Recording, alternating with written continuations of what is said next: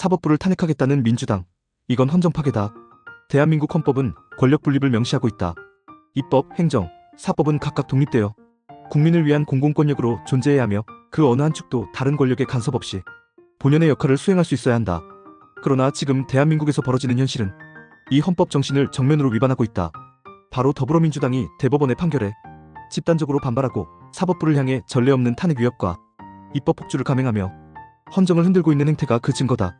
이재명 더불어민주당 대표가 공직선거법 위반 혐의로 대법원에서 유죄 취지의 파기환송 판결을 받자 더불어민주당은 즉각 사법 쿠데타, 사법 내란, 대선 개입이라는 극단적 언어를 쏟아냈다. 급기야 유죄 의견에 동의한 대법관 10명에 대해 탄핵 소추까지 추진하겠다는 주장을 내놓고 대법원 앞에서 단체로 시위를 벌이기에 이르렀다. 사법부의 정당한 판결을 정권 유지의 위협으로 간주하고 집권을 위해 헌법 질서를 유린하겠다는 것이다. 이재명 대표가 진정 무죄라면, 그리고 검찰의 수사가 정치보복이라면 당당하게 재판을 받고 자신의 결백을 증명하면 된다.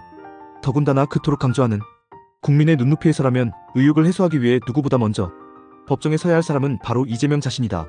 그러나 현실은 정반대다. 대법원이 유죄 취지로 파기환송하자마자 민주당은 형사소송법 개정을 통해 대통령에 당선되면 재판을 중지할 수 있도록 하자는 입법을 서둘렀다. 게다가 허위사실 공표죄 자체를 폐지하겠다는 공직선거법 개정안까지 처리하려 한다. 이쯤 되면 이재명 살리기를 위한 국헌 파괴에 입법 쿠데타라 해도 과언이 아니다. 헌법 제84조는 대통령은 내란 또는 외환의 죄를 제외하고는 재직 중 형사상 소추를 받지 않는다고 규정하고 있다. 여기서 소추는 분명히 기소를 의미한다. 이미 기소되어 진행 중인 재판은 헌법상 제한 대상이 아니다. 더불어민주당은 이 헌법 조항을 교묘히 왜곡하며 대통령이 되면 재판이 중지되어야 한다는 조항을 형사소송법에 명문화하려 하고 있다. 이는 헌법의 본질을 훼손하고 삼권 분립을 무너뜨리는 중대한 위헌 시도다. 이 같은 행태는 결국 민주당이 이재명 대표의 유죄 가능성을 스스로 인정하는 것과 다름없다. 지금 이재명 대표는 전과 사범의 기록에 이어 다수의 중범죄 재판을 동시에 받고 있는 피고인 신분이다. 공직선거법 위반 혐의 외에도 대장동 개발 특혜, 백현동 개발 특혜, 대북송금 불법 외화밀 반출, 법인카드 유용, 위증교사 혐의 등 무려 5건의 재판이 동시다발적으로 진행 중이다. 그런데 이러한 인물이 대한민국의 대통령이 되겠다고 나서고 있다는 사실 자체가 대한민국 정치의 비정상성을 보여주는 상징적 사건이 아닐 수 없다. 상식적인 국민들은 묻는다. 죄가 없다면 왜 이렇게 필사적으로 재판을 피하려 하는가? 결백하다면 왜 판결을 부정하고 법을 뜯어고치려 하는가? 이유는 단 하나, 이재명 스스로 자신의 죄를 가장 잘 알고 있기 때문이다. 무죄를 입증할 자신이 없으니 대통령직을 방탄용으로 삼아 모든 재판을 무력화시키려는 것이다. 이재명 후보에게 있어 대통령은 국가를 위한 자리가 아니라 자신의 죄를 덮기 위한 최후의 도피처인 셈이다. 민주당의 이 같은 유인설법은 도저히 용납할 수 없는 정치 폭주다. 형사소송법을 개정해 대통령이 되면 재판을 멈추겠다는 논리는 법 앞에 평등을 부정하는 것이며 모든 국민에게 적용되는 법의 잣대를 자신들만 예외로 만들겠다는 것이다. 또한 허위사실 공표죄 자체를 삭제하고 당선 무효 기준을 상향하겠다는 공직선거법 개정은 이재명 대표를 위한 전용법을 만들겠다는 것과 다름없다.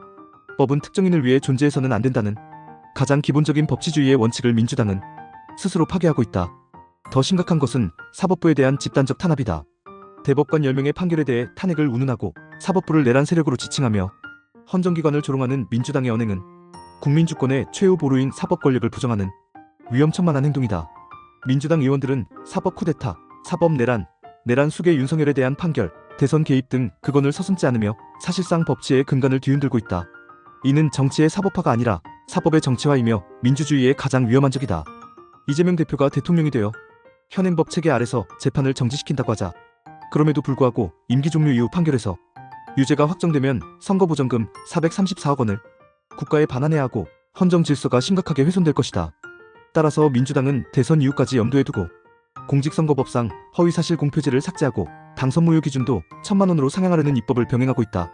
이처럼 계획적으로 입법을 활용해 죄를 은폐하려는 시도는 더 이상 정당 정치가 아니라 정권 유지를 위한 사법 인질극에 불과하다.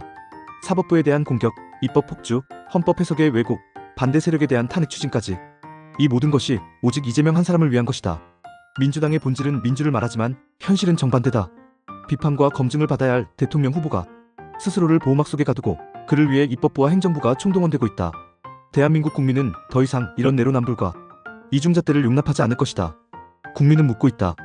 대한민국이 언제부터 정과 오범이 대통령 후보가 되는 나라가 되었는가? 대한민국이 언제부터 재판을 피하기 위해 헌법까지 바꾸려는 나라가 되었는가? 그리고 대한민국이 언제부터 정당이 사법부를 향해 탄핵을 협박하는 나라가 되었는가? 이제 상식이 통하는 세상이 되어야 한다. 법은 누구에게나 평등하게 적용되어야 하고 죄가 있다면 책임을 져야 하며 대통령은 국가를 위한 자리지.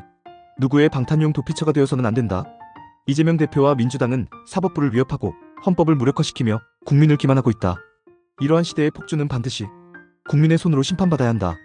다가오는 선거는 단지 정권을 선택하는 행위가 아니다. 법치냐 무법이냐? 상식이냐 억지냐? 국민이냐 특정인이냐를 선택하는 분수령이다. 대한민국이 헌법 위에 한 사람을 두는 나라가 될 것인가? 아니면 헌법 아래 모든 국민이 평등한 나라가 될 것인가? 이 물음에 대한 해답은 국민의 투표장에서 내려질 것이다.